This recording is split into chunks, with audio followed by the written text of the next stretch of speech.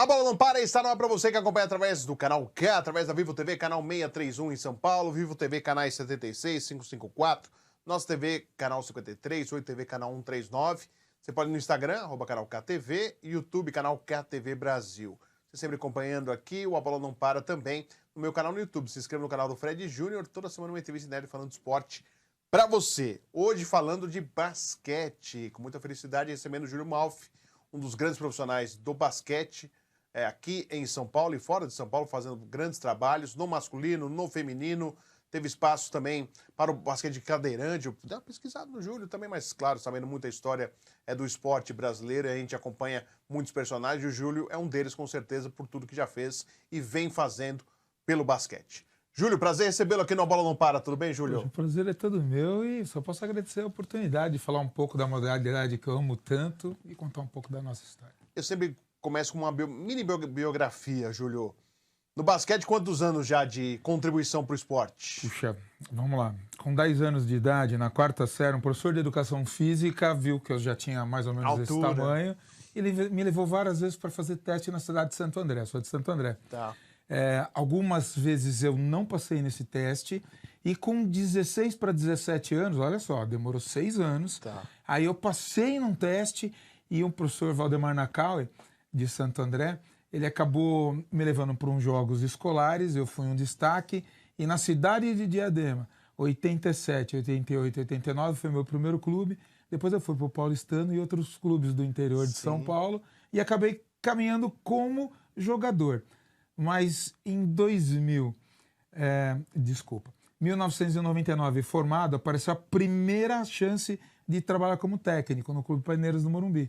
Eu abracei isso daí, de lá fui para o Paulistano, Juventus, Banespa, Hebraica, 14 anos, e hoje alguns clubes no Brasil, que a gente vai falar mais para frente, para não ficar monopolizando. Não, que é isso, mas o importante é que você fale, Júlio. Mas essa transição de jogador para técnico, foi algo que você percebeu, poxa, jogo basquete, mas eu sou mais um na multidão do que realmente eu acho que posso contribuir ainda mais como técnico? É muito legal, Fred. Eu me dedicava muito em treinamento, né? Eu sou ambidestro, utilizava as finalizações com as duas mãos. E o assistente técnico de Diadema, no momento que eu estava no banco, eu dava uns palpites. E aí ele virou e falou assim pro Valtinho, que era o técnico, pô, esse cara vai ser um bom técnico, porque como jogador ele enche muito a gente. E aquilo ficou na minha cabeça. E o Valtinho, como me dava oportunidade nas escolinhas, eu acabei desenvolvendo um outro olhar para o jogo. Não só aquele de matar a bola, mas de ter um entendimento do jogo. A parte tática. Isso mesmo. Quando chegou um pivô que era do Paulistano e foi jogar com a gente em Diadema, ele era coordenador de esportes do Clube Paineiras do Morumbi, nos jogos regionais da cidade de Mogi das Cruzes. Ele me fez o convite para estagiar lá ainda estudando. Lembrando que quem me levou para Diadema, o professor Antônio Carlos Affini, que era o diretor de esporte naquele momento, e ele fez esse convite, que veio jogando esses jogos escolares, e a gente, Santo André, teve um grande destaque, perdendo para Franca, né, nas finais, e aí acabou acontecendo. Eu vou dizer para você, também teve algumas coisas pelo caminho, que no ano de 99, 2000, eu conheci a minha primeira esposa, ela ficou grávida, e você tem aquela responsabilidade assim, eu preciso receber mais pelo esporte que eu gosto de fazer. E eu comecei a me especializar como técnico. Eu jogava, era técnico, e até chegou um momento que eu sei que isso não dá certo. Eu passei a me dedicar só a ser técnico. Agradeço muito o professor Flávio Delmanto, que como o paulistano me convidou para ser assistente dele, e daí para frente eu segui meu caminho como técnico em vários clubes do Brasil e de São Paulo. E Júlio, se a gente recuar, você falou, pô, fiquei 6 anos, na peneira que eu fui, não fui bem, não passou. Você esperou 6 anos para ir lá e passar. Se você recuar agora no tempo, assim, ver o que o basquete te deu, o que fez toda a sua vida, valeu a pena esperar? É um exemplo a ser seguido, por exemplo, no sentido de não desistir, porque você no primeiro não, você poderia ter virado as costas, não vou fazer mais basquete, não é isso que eu quero, não vai dar certo, eu vou tomar um outro não, e não tô afim de levar mais um não. Como que você vê isso aí, Júlio? Cara, eu acho que eu sou de 68, são outras gerações, né? Hoje está tudo muito na mão. Até quando eu virei técnico, a gente estudava fitas que demoravam para chegar dos Estados Unidos para cá.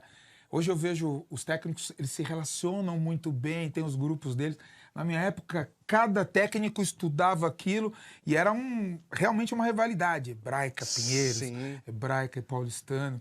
Até antes, Monte Líbano, Sírio. Sim, poxa, e jogar contra o Sírio, era muito difícil vencer eles. Como atleta, o Clube de Santo André, que era um padrão, tanto no voleibol como no basquetebol, era o Clube Atlético da Pirelli. Sim. Cara, eu fui lá, o meu professor me levava porque ele via que eu tinha condições e mesmo assim, participando, passando à frente outras testes, avaliações, no momento de ficar, sempre ficavam outros garotos. E aí, até que o Valdemar participando de uma dessas, ele era professor de João Galeão e tinha que disputar um escolar e não podia federado naquela época. Ele me levou e aí abriu as portas para que um outro município me tornasse federado, né? Valeu muito a pena, porque graças a isso eu consegui estudar depois num colégio particular, eu vim de um colégio estadual, né, onde o professor de educação física ele era um abnegado e trabalhava o que tinha que trabalhar para desenvolver o esporte dentre os estudantes. E também com Diadema, aí foi quando eu recebi as bolsas para também me formar como professor de educação física. E daí para frente fiz a primeira pós-graduação, outras. Quer dizer, o esporte realmente foi um divisor de água. E o que eu digo para os meus atletas hoje, eu trabalho com desde jovem, já tive escolinha, minha responsabilidade, eu falo para eles, é basquete que você tem que fazer, faça bem feito e persista. Eu costumo dar um exemplo, eu trabalhei em Barueri, com o sobrinho do Cafu. Sim. E volta e meia fui assistir jogos do Palmeiras agora, quando ele estava jogando lá em Barueri futebol, e encontro muito com o Cafu lá. E a história dele cara, é um exemplo. Um cara que fez 9 peneiras, não passou em nenhuma. Na 10ª ele foi aceito, da 9ª para a 10ª, e levantou o troféu de campeão do mundo, cara. Então é uma história que eu acho que quem está iniciando do esporte, eles têm as possibilidades, treine o máximo que você puder e quando você estiver cansado, treine mais um pouco, porque sempre alguém vai estar treinando. Esses são exemplos do basquetebol. Estou como técnico, mas eu me considero assistente do Marcel de Souza, dos grandes jogadores do basquetebol brasileiro. Espetacular figura. Uma das grandes alegrias que o basquetebol me deu é conviver com o Marcel. E também convivendo com um grande amigo dele e a dupla fantástica que a gente teve no Pan-Americano de 87, o Oscar. São as lições que eles sempre passaram para quem estava perto dele. Treine exaustivamente. Porque sem treinamento você não chega a lugar nenhum. Com certeza. E hoje você está ligado ao basquete de Diadema, é uma volta para casa, sim, Júlio? Você concorda, você pensa dessa maneira? Poxa, foi uma oportunidade que a secretária de esporte, Luciana Avelino, junto com o diretor, o Zé Alexandre, eles queriam voltar com basquetebol, Fred. E, cara, mas foi um contato assim esporádico. Sabe essas coisas que tem que acontecer? Eu tinha acabado de retornar. Eu fui técnico por último no Remo, né? Antes teria sido no Paysandu, com bons resultados nas duas equipes lá, maior rivalidade, e recebi uma proposta para ser assistente do Corinthians de Santa Cruz para disputar o NBB. Terminando o NBB, retornei para São Paulo. Aí eu estava pensando nos projetos a ser desenvolvido, quando encontrei com eles, eles falaram assim, Júlio, nós queremos voltar com basquetebol. Eles nem sabiam da história. A Luciana, que é secretária de esporte, professora de educação física, ela lembrava de algo assim, porque eu sou um pouco mais velho que ela. E foi uma passagem de 3 anos apenas lá, durante a minha faculdade. Cara, eu encarei com os mesmos locais que eu treinei, quando o basquetebol ano passado retornou, era uma quadra completamente diferente no centro. Esse ano já conseguimos trazer o Campeonato Paulista para a quadra de Piraporinha, que foi onde os 3 anos eu passei na comunidade lá.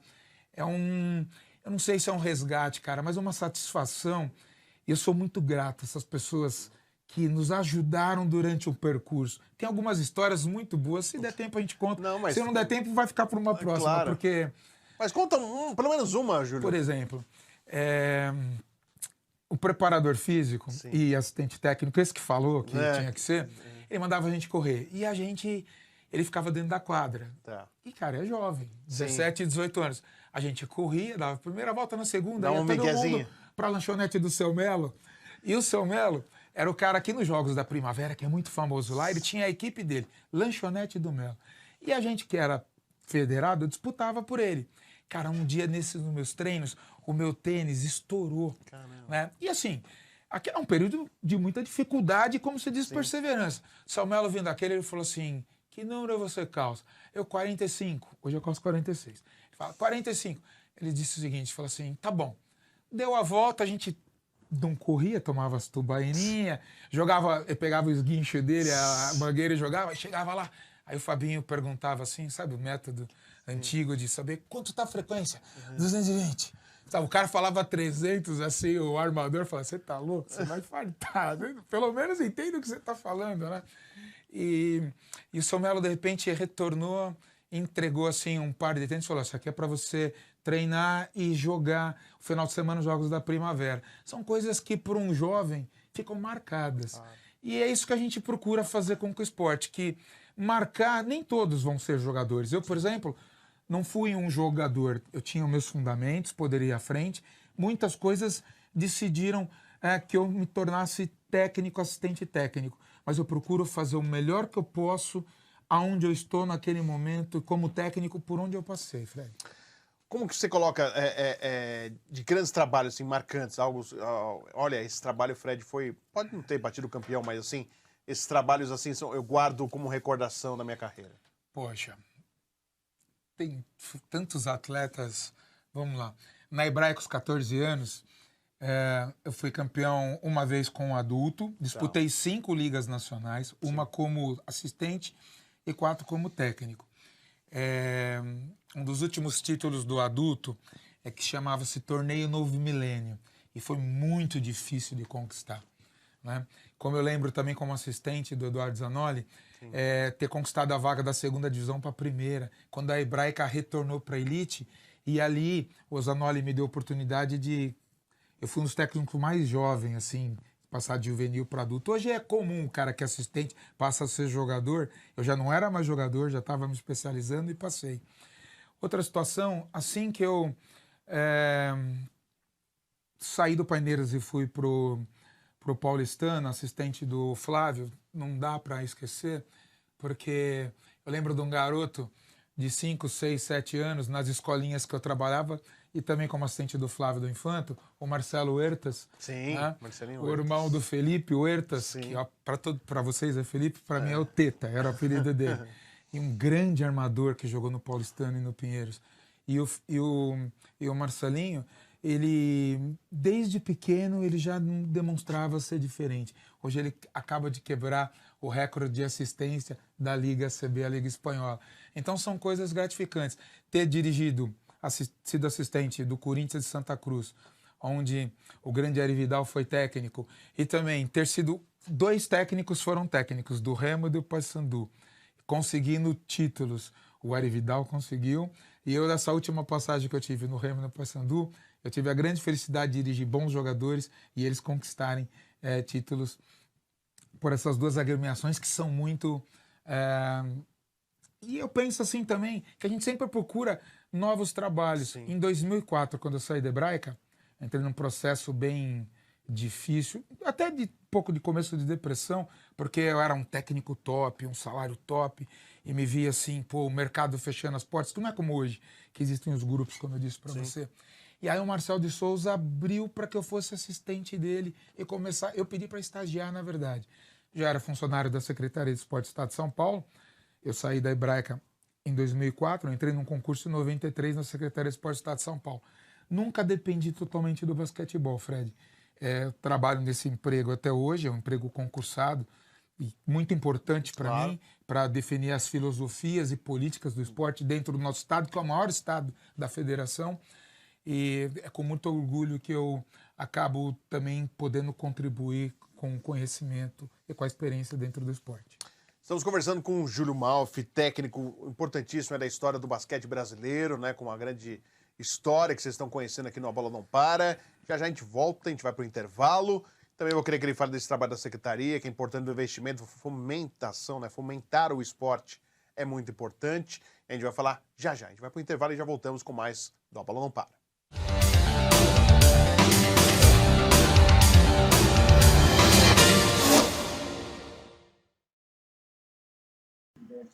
Você está acompanhando o A Bola Não Para. E eu tenho uma novidade para você que eu te falei. Inclusive, a partir do dia 13 de junho, o A Bola Não Para será exibido também na Live TV. Além do meu canal no YouTube, na Live TV, o seu canal multimídia em São Paulo. Em São Paulo, Grande São Paulo e Baixada Santista, canal 527 da Claro TV.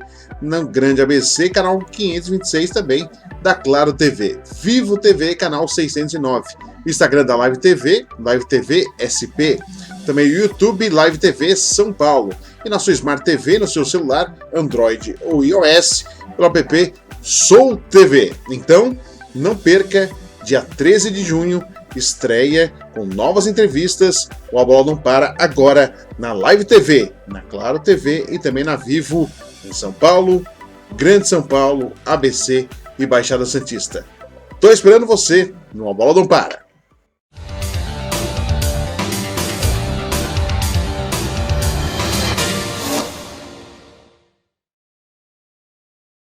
A Bola Não Para está de volta para você, que acompanha através do canal KTV, através da Vivo TV, em São Paulo, canal 631, Vivo TV também, canais 76, 554, tem a nossa TV, canal 53, tem Oi TV, canal 139, tem o Instagram, @canal KTV, e também o YouTube, canal KTV Brasil, e você acompanha através do YouTube, se inscreva no meu canal, canal do Fred Júnior, A Bola Não Para, toda semana uma entrevista inédita falando de esporte para você. Tô aqui com o Júlio Malfi, que é técnico de basquete, tá fazendo um trabalho agora em Diadema e vai falar um pouquinho mais desse trabalho em Diadema e também a gente vai falar de basquete e um pouquinho da secretaria. É importante a gente saber os investimentos para o esporte, que a gente sabe que no Brasil, pasta de cultura e esporte são os patinhos feios das gestões administrativas, públicas, prefeitura, governo estadual e federal. Eu sempre conto aqui um exemplo. Tinha um candidato à presidência da República que, eu conheci o cara, eu fazia o chefe lá, plano de governo. O que você tem para o esporte? Aí não tinha uma linha, nem uma vírgula para o esporte. E não é só, não ganhou, mas também o que ganhou, eu tenho certeza também que não deve ter uma linha, uma vírgula, infelizmente. Tanto o esporte quanto a cultura. E precisa cortar orçamento, corta do esporte e corta da cultura. Infelizmente é isso que acontece. Tô errado, Júlio Malfi? Está correto. Infelizmente. E é uma pena, né? Uma realidade. Porque é o que dizem, das coisas menos importantes que para nós são importantes, o esporte acaba sendo um dos que eles cortam. Infelizmente mesmo. Mas ainda falando do basquete de Diadema, o que busca a cidade de Diadema com essa volta aí do basquete? O que estão buscando? Quais são os planos traçados a curto e a médio prazo aí? Isso. Vamos lá. Nós montamos uma equipe ano passado que disputou o Campeonato Paulista e a Copa São Paulo, que é o primeiro torneio que acontece no primeiro semestre. Não pudemos participar dos Jogos Regionais nem dos abertos do ano passado, porque houve um problema nas inscrições. Mas esse ano não. Esse ano, por primeiro semestre, nós já estamos disputando a Copa São Paulo, fizemos 3 jogos, ganhamos um jogo, perdemos 2 jogos, a estreia e o último jogo contra uma equipe extremamente tradicional, a mais forte da competição. Voltamos a jogar na quinta-feira contra a equipe de São Caetano do Sul. Uma rivalidade grande que tem no ABC. ABCD, né? É uma rivalidade forte. É bem isso. Então, no primeiro momento é a Copa São Paulo, que é a preparação, que eu estou remontando a equipe, jovens talentos e alguns talentos já experientes que estão podendo compor a equipe. Aí nós temos, na metade do ano, que faz parte do calendário da Secretaria de Esporte de São Paulo, Jogos Regionais, que vai ser na cidade de São Caetano, onde Diadema participa, classificatória para os Jogos Abertos do Interior, a Olimpíada Caipira, tão famosa que eu desde garoto adorava participar, participei em Santo André do 50º Jogos Abertos, levantando a plaquinha lá, que era comemorativo, como foi feito em Kumicha, em Moscou, né? E vão disputar o Campeonato Paulista no segundo semestre. Diadema acaba de ser eleita a cidade sul-americana do esporte pelos projetos que desenvolve, tanto da maneira competitiva, como social, como de inclusão. Isso é muito importante. São centenas de professores trabalhando no município, uma retomada que nos últimos 4 anos dessa gestão. Eu sou muito apolítico, viu? Sou funcionário público do governo e trabalho numa cidade que é Diadema, também estou trabalhando em Sorocaba, são governos completamente distintos e para mim é o esporte que é minha política, tá, Fred? Claro. Então o que eu vejo em Diadema que é um projeto, programas esportivos bem interessantes e que o munícipe deve participar, deve estar atuando, porque são gratuitos e descobrem-se talentos e quem sabe um jovem, uma criança um senhor que trabalhou a vida inteira e precisa do esporte para se manter saudável, participe dos esportes do município. Então, essa é o caminho do esporte em Diadema nesse momento. Buscar, por um segundo ano consecutivo, a melhor classificação no Campeonato Paulista, ainda sabendo que nós não vamos ter condição de, no ano que vem, talvez disputar uma especial, que é o grande objetivo. Mas, quiçá, o Campeonato Brasileiro, com parceiros, você que é empresário da cidade de Diadema, pense como você pode apoiar a comunidade, o esporte e ter um retorno de várias maneiras. Consiga o ISO 9000 e tralalá 9024 para vocês, apoiando o esporte no seu município. Bacana. E Júlio, vamos falando assim do basquete em si. Não estar numa Olimpíada, o quanto pesa para o nosso basquete? Então, é uma coisa assim que nos fere, nos dói, né? Que bateu na trave a última em relação ao pessoal sonhando com medalha e tal. Sim. E agora esse ano... Vamos falar por gêneros, né? Primeiro, feminino, onde nós disputamos uma vaga aqui no Brasil e causou uma frustração muito grande na comunidade, porque a gente precisava de uma vitória. Exatamente. E nós não conseguimos, batemos na trave em 2 oportunidades em jogos lá. Eu acho que o sorteio não nos facilitou. Se a gente tivesse jogado primeiro com a Alemanha, o trabalho que o José Neto fez, talvez era aquela vitória contra a Alemanha num primeiro jogo e a gente estaria classificado. Mas também não pode manchar o trabalho de um cara que se dedicou a 2 ciclos olímpicos, tentou por 2 vezes levar a seleção para uma Olimpíada e infelizmente não conseguiu. Agora nós vamos tentar o masculino. Fred, é muito difícil. Mas, como diz o Oscar e o Marcel, o difícil é o que está para ser conquistado. Porque se eles que vão estar lá trabalhando num grande grupo acharem que é difícil, que é algo inatingível, é melhor não ir. O ciclo tem que ser importante agora, né? Pensando para frente, né? Então, vai haver uma eleição na CBB. O Gui Peixoto, que é o atual presidente, o qual eu conheço muito bem, sou grato que, através dos convites deles, que eu fui trabalhar no Remo, no Paysandu. Um cara idôneo, trabalhador, ele não deve continuar e que a gente espera que o próximo ciclo já seja pensado agora. Porque não adianta, tem que haver uma renovação, é notório, tanto de atletas como de dirigentes, como de técnicos, pensamentos, porque o basquetebol evoluiu, foi para frente. Não dá mais para ensinar uma bandeja como eu aprendi em 1978, 1976. São novas estratégias, é um novo público que tem muitas situações que tiram eles da quadra. Como resgatar isso, como quando eu fui insistente para tentar me tornar jogador, que é o grande desafio. E os desafios estão aí. Para que a gente possa, a comunidade, se unir, que isso falta, Fred. Falta muita união nas comunidades. Aparecem muitos técnicos jovens que são dados determinadas oportunidades a eles e que às vezes nós, como a gente diz num grupo que eu converso, a gente precisa de cabelo branco na seleção. Pessoas com experiência para que a gente possa dosar toda essa gana e vontade que as pessoas têm, porque o cara que é experiente, ele não perde a gana. Ele não perde a... Olha o Felipão no futebol. Olha aí. Né? Quando a gente pensou que ele não estava, ele fez um grande trabalho lá, saiu e já está sendo convidado para retornar novamente. Sim. Então, é muito importante a gente ter essa mescla para que a gente tenha um trabalho vitorioso. Como que você está vendo o basquete 3x3, que é um outro basquete exitoso aí, o Brasil aí, principalmente no masculino, né? Não em relação ao feminino, mas que está aí movimentando também uma outra opção para quem é amante do basquete. Então, hoje, eu como técnico formado pelo Comitê Olímpico de 3x3, eu vejo que seria a modalidade, porque é uma modalidade completamente diferente, tanto o gênero masculino como o feminino, de poder chegar às Olimpíadas, sabe? É nítido que tanto o feminino, talvez até mais o feminino, que o masculino, que não é fácil o chaveamento do masculino, mas que com um treinamento adequado, são outras valências que são utilizadas, porque o tempo é menor, a transição, ataque e defesa é muito maior, e nós temos grandes atletas. E eu queria mandar um abraço até para os técnicos que estão lá trabalhando, que fizeram um curso comigo, e um dos atletas, o André, que o André é do São Paulo DC, daqui de São Paulo, mas ele foi meu atleta em São Bernardo do Campo quando eu passei como técnico, e o André era um bom jogador, vindo do paulistano, André Ferros, é o melhor jogador hoje de 3x3 do Brasil. E falar para ele, André, se você tem um biotipo pro 3x3, sai um pouco do 5 contra 5 e vai pro 3x3, que pode abrir uma porta para você. Cara, hoje eu olhei o melhor jogador que tem no 3x3 do Brasil. André, um grande abraço. Acabou de nascer a filhinha dele, com a véia, que é técnica de basquetebol também. Eles estão juntos. Parabéns, cara. E é uma coisa legal, né? Porque assim, tem muita gente do 5 indo pro 3x3, né? Migrando, né? Porque antes era 3x3, isso aí pra... O basquete, como diria a música do nosso Marcel, o basqueteiro, lembra quando ele fez essa música? Cara, você tá sendo um degrau tão grande, cara. Você tá levantando as bolas, quase vem bola e voa. Um dos cursos internacionais do Comitê Olímpico, o cara que é gestor da FIBA para o 3x3 é o coach Matic Vidic.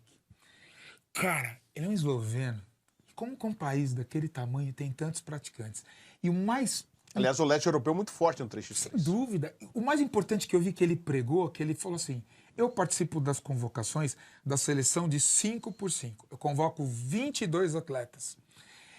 Os 12, 15 que vão ficar no 5 contra 5, eles mantêm o treinamento. Os que não foram para o 5 contra 5 começam a treinar no 3x3, mas eu vou trazê-los do 5 contra 5 para que eles entendam a filosofia que se algum momento algum atleta não puder participar dos torneios de 3x3 ou mesmo da seleção 5 contra 5, eles vão colocando os atletas e vão... Sabe? Então, o treinamento, determinado momento, é muito interessante para as duas situações, 5 contra 5 e 3x3. Em determinado momento, não. Ela torna-se distinta, principalmente quando é dilapidação para chegar para um torneio. Mas nada que os grandes preparadores físicos que nós temos na atualidade consigam trabalhar essas valências. Porque o brasileiro, para mim, conversando com um grande comentarista, ele diz para mim, não, que os eslovenos são os brasileiros do leste europeu, que eles são muito criativos. Eu falo assim, eles podem ser os brasileiros do leste europeu, mas nenhum vai se equiparar à criatividade que nós temos como brasileiros. Cara, a gente consegue sair de determinadas caixas que são impostas para que a gente possa tirar o melhor de cada atleta para que eles possam desenvolver, no caso do basquete, fazer cesta. No caso do futebol, então, não dá nem para falar. Por isso que eles adoram os brasileiros. O brasileiro é o mais criativo, né? É isso, Fred. Ô, Júlio, só aproveitando você trabalhando na secretaria, eu queria que você falasse um pouquinho do investimento, né? Porque fomentar o esporte não é fácil. Né? Eu queria que você falasse um pouquinho sobre isso. A gente está no finalzinho já do programa.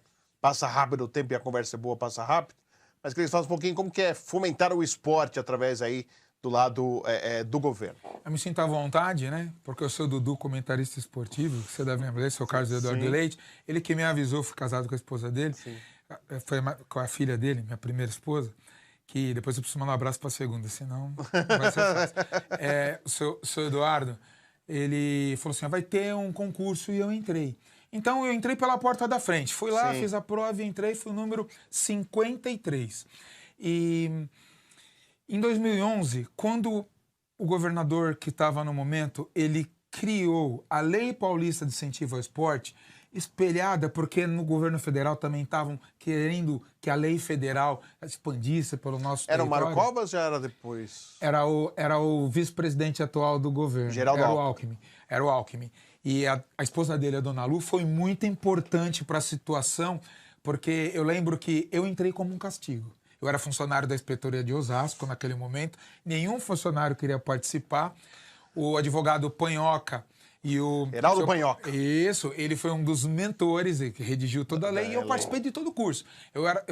Nesse concurso de 93, eu era o professor de Educação Física mais jovem que entrou na secretaria. Sim. Eu e uma outra moça que também entrou comigo no ginásio do Ibirapuera no momento. Mas eu estava em Osasco. E eu participei daquele castigo, ficando lá. E hoje, cara, eu me especializei na coisa. Então, desde 2011, agora nós estamos em 2024, esses 13 anos... eu estou à frente, me tornei coordenador da fiscalização e coordenador das análises do NGAP, que é o Núcleo de Apoio a Projetos do Estado de São Paulo da Lei Paulista. São 66 milhões que todos os institutos, CNPJs que estão com toda a documentação legalizada, municípios, clubes... Quando eu falo CNPJ, clubes, as prefeituras, eles podem participar para fomentar o esporte. nas modalidades rendimento, social, inclusão, participativa.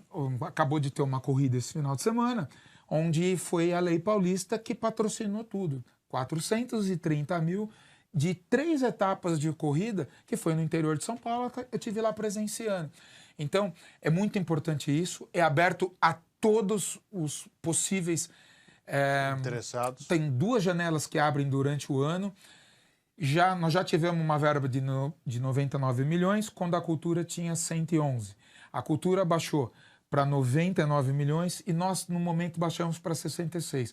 O governador atual, eu escuto muito dentro da Casa Civil, tem muitas ideias de abrir mais, trazer mais essa verba, porque o empresário ele pode dedicar 3% de todo o imposto que ele dever nesse momento da captação para projetos de incentivo ao esporte, à cultura.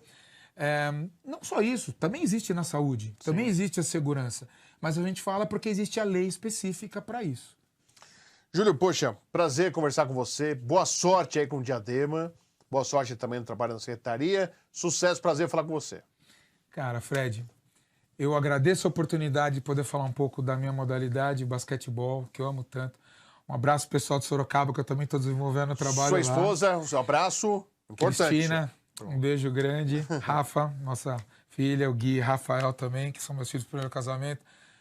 Tomara que daqui a pouco vocês vão ver o papai aí vendo, fazendo as coisas. Muito obrigado pela paciência, que a gente, com tudo isso aí, para muito pouco em casa. Aí, com 55 anos, imagina o tempo que a gente está se dedicando. Esperamos poder nos dedicar um pouco mais ainda à modalidade. Com certeza. Agradecendo o Júlio Malfi, um dos grandes personagens do basquete brasileiro, aqui no A Bola Não Para, que volta semana que vem, sempre com convidado inédito falando de esporte para você. Até lá.